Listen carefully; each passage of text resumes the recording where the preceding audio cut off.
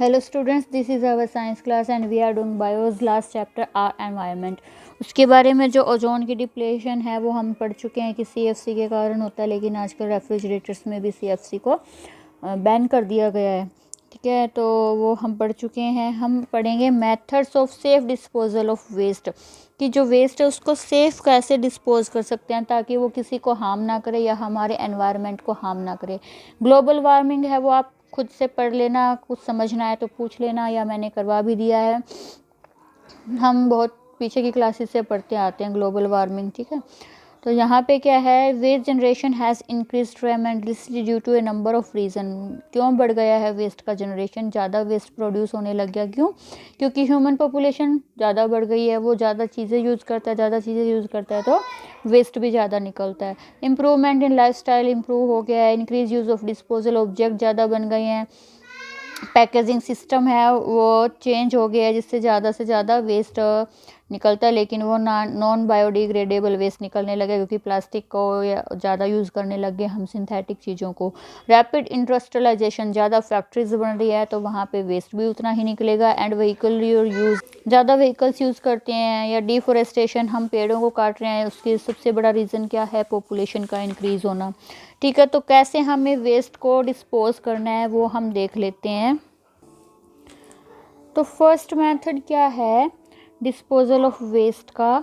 First method is segregation. Segregation का meaning है separation, मतलब जो वेस्ट हमने पूरी कॉलोनी का या पूरे सिटी का या पूरे एक स्टेट का ही इकट्ठा हुआ है, पूरे सिटी तक ही होता है वैसे तो वहाँ क्या किया जाता है, उनको सेपरेट किया जाता है अलग अलग वेस्ट मटेरियल में। हमें पता है कि जो मटेरियल मैटर है वो बायोडिग्रेडेबल और नॉन बायोडिग्रेडेबल होता है, वैसे ही हमारा वेस्ट भी होता है।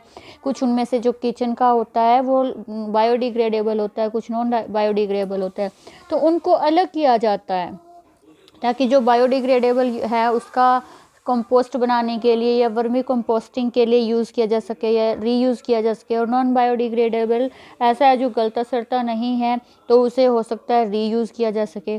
तो उनको क्यों अलग किया जाता है?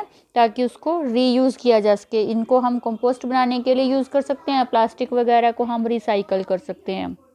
ठीक है, तो दो टाइप का होता है। एक तो होता है ऑन साइट सेग्रीगेशन, मतलब जहाँ पे वेस्ट जनरेट हुआ था, जहाँ पे वेस्ट निकल रहा है वहीं पे उसको अलग कर देना। इसलिए जो जितने भी ऑफिस बिल्डिंग हाउस या बंगलो हैं उन सब के जो ओनर हैं उनको क्या कहा गया है कि उनके दो बिन होने चाहिए, डस्टबिन दो होने चाहिए, एक ग्रीन डस्टबिन और एक ब्लू डस्टबिन। ग्रीन में कौन से डालेंगे, बायोडिग्रेडेबल, और ब्लू डस्टबिन में नॉन बायोडिग्रेडेबल डालेंगे। और ये 1 जनवरी 2006 से ये रूल बनाया गया है। ठीक है, next is central processing facility. इसमें क्या होता है, डिफरेंट काइंड ऑफ वेस्ट को स्क्रीनिंग से, एयर से या मैग्नेटिक सेपरेटर से अलग किया जाता है। सेकंड है डंपिंग। डंपिंग क्या होता है, आपने देखा होगा बड़ी बड़ी अगर दिल्ली साइड हम जाते हैं तो एक ही जगह पूरी दिल्ली का कचरा मिलेगा, और वो होता क्या है, लो लाइंग एरिया, मतलब एक बड़ा सा गड्ढा लगता है, जैसे बहुत बड़ा गड्ढा है पूरी सिटी का। तो वहाँ क्या करते हैं, कूड़ा डालते हैं, उसको फैला देते हैं। जब ये लगभग 1.5 मीटर हो जाती है लेयर कूड़े की, तो उस पर मिट्टी डाल दी जाती है, कम से कम 20 सेंटीमीटर मोटी लेयर मिट्टी की। ठीक है, तो वो क्या है, वहाँ पे जब वो पूरी तरह से फिल हो जाते हैं, गड्ढे फिल हो जाते हैं, तो वहाँ पे पार्क बनाने के लिए यूज़ किया जा सकता है उस जगह को। एग्जाम्पल भी हैं दिल्ली में बहुत सारे जो पार्क हैं, वहाँ पे वो ऐसे लैंड फिल्स पे बने हुए हैं, मतलब जिनके नीचे वेस्ट है और ऊपर मिट्टी डाल के पार्क बनाए गए हैं। और ऐसी जगह पे कम से कम 20 साल तक कोई बिल्डिंग नहीं बना सकते, क्योंकि आपको पता है बिल्डिंग के लिए उसकी नींव मजबूत होनी चाहिए। और ऐसी जगह पे जहाँ नीचे कूड़ा है और ऊपर पार्क वगैरह बना रहे हैं तो वहाँ की नींव मतलब बिल्डिंग स्ट्रॉन्ग नहीं रह सकती वहाँ पे, तो कम से कम 20 ईयर्स के लिए वहाँ पे बिल्डिंग्स नहीं बनाई जाती है।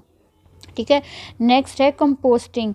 कंपोस्टिंग मैंने आपको फर्स्ट पॉइंट में भी बताया है। कंपोस्टिंग क्या है, जब बायोडिग्रेडेबल वेस्ट है उसको जब अर्थवॉर्म से या किसी और वर्मी कंपोस्टिंग से, मतलब वर्म्स यूज़ करके जब बनाया जाता है तो कंपोस्ट बन जाती है, मतलब खाद बन जाती है, जो प्लांट्स के लिए, सॉइल के लिए बहुत ही अच्छी होती है। ठीक है, ह्यूमस में चेंज कर देते हैं। जब उसके लिए वॉर्म्स यूज़ किए जाते हैं तो उसको वर्मी कंपोस्टिंग कहते हैं। वहाँ पे एनारोबिक कंपोस्टिंग भी होता है, क्योंकि एयर की ज़रूरत नहीं पड़ती और बायोगैस भी रिलीज़ होती है। फोर्थ पॉइंट इज़ इंसिनरेशन क्या होता है, इसमें एरोबिक बर्निंग होता है, जो चीज़ें जल सकती है उनका, ठीक है, गार्बेज, रबिश, डेड एनिमल्स, ठीक है। तो वहाँ पे क्या है, हाई टेम्परेचर पे 670-100 डिग्री सेल्सियस तक, ठीक है, उसको हाई टेम्परेचर पे उनको बर्न किया जाता है, ठीक है। या स्टीम पावर का भी यूज़ किया जाता है जहाँ पे 1000 डिग्री सेल्सियस टेम्परेचर हो जाता है। और ये है एक अच्छा मेथड है मेडिकल वेस्ट को भी ट्रीट करने का, क्योंकि उनसे बहुत बीमारियां फैल सकती है अगर मेडिकल वेस्ट ऐसे ही खुले में फैला जाता है। तो अगर उसको बहुत हाई टेम्परेचर पे उसको जलाकर ख़त्म किया जाए तो उससे क्या है, इन्फेक्शियस जो जर्म्स हैं जिनसे बीमारियां फैलती हैं वो भी मर जाते हैं, ठीक है। Next is pyrolysis. पायरो का मीनिंग भी हीट होता है कहीं ना कहीं, ठीक है। तो इंसिनरेशन में क्या था, एरोबिक कंबशन कर देते हम हाई टेम्परेचर पे, और पायरोलिसिस में क्या करते हैं, एनारोबिक करते हैं, मतलब बिना ऑक्सीजन के, ऑक्सीजन की एब्सेंस में इसमें भी जलाया जाता है हाई टेम्परेचर पे 650 degree Celsius to 1000 degree Celsius तक जलाया जाता है, ठीक है। Next is drainage. ड्रेनेज आपको पता है क्या होता है, हमारे घर का अगर बात करें तो घर का जो सिस्टम है, गंदा पानी है वो कैसे बाहर जाता है, वो ड्रेनेज सिस्टम होता है। सिटी की बात करें तो पूरी सिटी का कैसे वो गंदा पानी बाहर जा रहा है, वो ड्रेनेज सिस्टम होता है। तो ये क्या मेथड है, सीवेज का, या जो हमारा मल है उसको हम कैसे सीवरेज सिस्टम से ट्रीट करते हैं, वो सिस्टम होता है ये, ठीक है।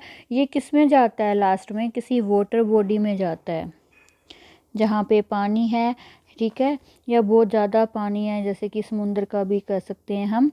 तो ये प्रिंसिपल क्या है इसका, डाइल्यूशन है। डाइल्यूशन मतलब कि वो पानी में मिलके ज़्यादा हार्मफुल नहीं रहता, या पानी में मिलके डाइल्यूट हो जाता है तो वो वेस्ट नहीं रहता, ठीक है। डोमेस्टिक वेस्ट को जो घर से हमारे निकलता है हम उसको इस तरह से कर सकते हैं, और 90% वेस्ट वाटर है वो इसी तरह से ही होता है। हमारे इंडिया का जो 90% वेस्ट वाटर है वो इसी तरह से ट्रीट किया जाता है उसको, ठीक है। इससे क्या होता है, इन्फेक्शियस माइक्रोब्स हैं वो मतलब अंदर ही अंदर दूसरे सिस्टम में चले जाएंगे, लेकिन अगर वो कवर्ड होते हैं ये, लेकिन अनकवर्ड हो तो यही हमारे लिए बहुत हार्मफुल हो सकता है, ठीक है। 3 मेथड रह चुके हैं वो हम नेक्स्ट वीडियो में करेंगे।